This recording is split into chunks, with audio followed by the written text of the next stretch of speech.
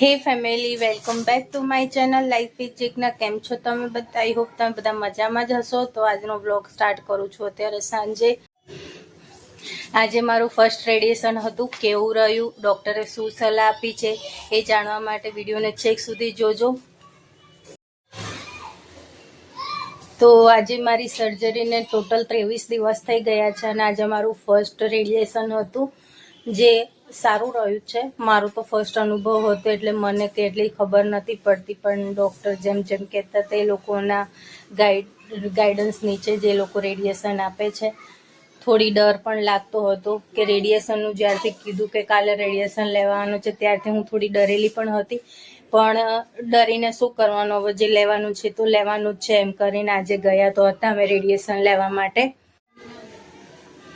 તો radiation complete થઈ ગયું. તેના બાદ અમે ડૉક્ટરને મળવા માટે બેઠા હતા.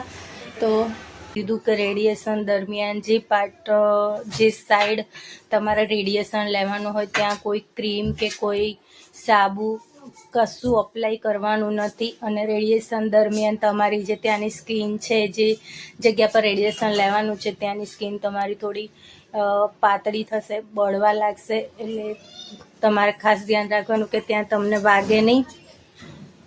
જો વાગશે તો ડાયરેક્ટ અંદર ઘા ઊંડો થઈ જશે, કારણ કે સ્કિન પાતળી થઈ ગઈ હશે એટલે.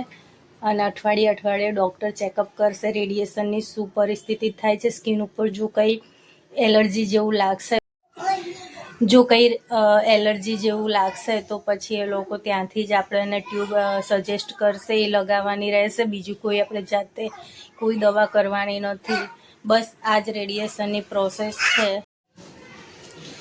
ટોટલ રેડિયેશન મને 20 કીધા છે અને રોજ રેડિયેશન આજે એક લીધું છે, આવતીકાલે બીજું છે અને એના પછી મંડે ટુ ફ્રાઈડે રહેશે 5 દિવસ. બાકી સેટરડે સન્ડે રજા રહેવાની છે. એમ ટોટલ મારે 20 રેડિયેશન લેવાના છે. વચ્ચે રજા આવશે તો મે બી એપ્રિલના મંથમાં પતી જશે, નહીં તો પછી ખબર નહીં. પણ હું રોજ અપડેટ તો આપીશ તમને લોકોને કે રેડિયેશનની પ્રોસેસ કેવી રહે છે અને શું સ્ટેટસ છે મારી બોડીમાં, શું ચેન્જીસ આવે છે. એ બધું જાણવા માટે તમારે મારી ચેનલને સબસ્ક્રાઈબ કરવી પડશે. તો ફટાફટ સબસ્ક્રાઈબ કરી દેજો. આઈ હોપ તમે બધા સબસ્ક્રાઈબ કરી જ લેશો. ડૉક્ટરે તો કીધું છે કે એ સ્પેસ ઉપર તમને કશું વાગવું ના જોઈએ કે ઘસારો ના થવો જોઈએ. પણ મને એક જ વાતનો ડર છે કે મારે છે નાની બેબી શ્રીજાને તમે ઓળખો છો, જે હમણાંથી બહુ જ મસ્તી કરે છે, એનાથી મારે ખાસ સાચવવાનું રહેશે. બાકી બધું તો મેનેજ થઈ જાય છે. કામ તો હું ઘરના અત્યારે કશું જ કરતી નથી એટલે એનું તો વાંધો નહીં કે કોઈ ઘસારો ત્યાંથી તો નહીં આવે. પણ મેઇન શ્રીજાને મારાથી દૂર રાખવી પડશે. અને છોકરાઓનું કેવું કે જેટલું કહીએ ને દૂર રહે એટલું જે નજીક આયા કરે. બસ તો કંઈ નહીં, આજના વિડીયોને અહીંયા જ એન્ડ કરું છું. વિડીયો પસંદ આવે તો વિડીયોને લાઇક કરજો. ચેનલમાં નવા હોય તો ચેનલને સબસ્ક્રાઈબ કરવાનું ભૂલતા નહીં. મળીએ કાલે એક નવા વિડીયો સાથે. ત્યાં સુધી તો આપ સૌને જય શ્રી કૃષ્ણ.